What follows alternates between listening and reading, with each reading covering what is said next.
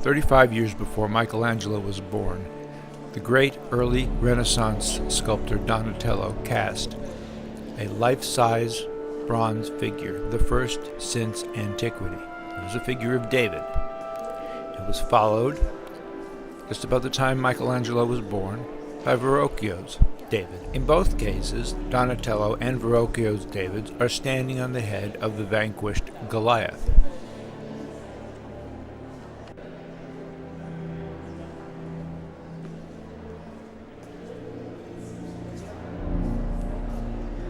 It's commonly understood that Michelangelo's David is staring at Goliath, waiting for the battle to begin.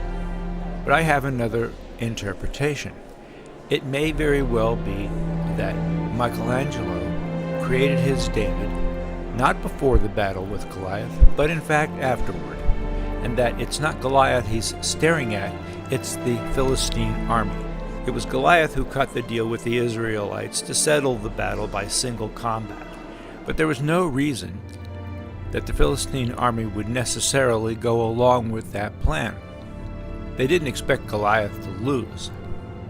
Why would the Israelites assume that the Philistine army, which had been on the road for months, sacking and pillaging and raping, would suddenly turn around and go home on the basis of an agreement made by a leader who was now lying there dead? This is the moment I'm wondering about, when David has prevailed against Goliath but doesn't know what's going to happen next.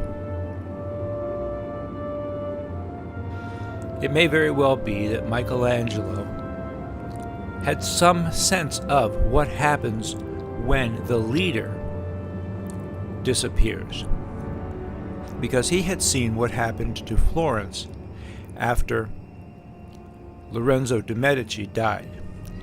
De' Medici's sons did not live up to the high standards that Lorenzo had, and the people of Florence were pretty disgusted with their behavior.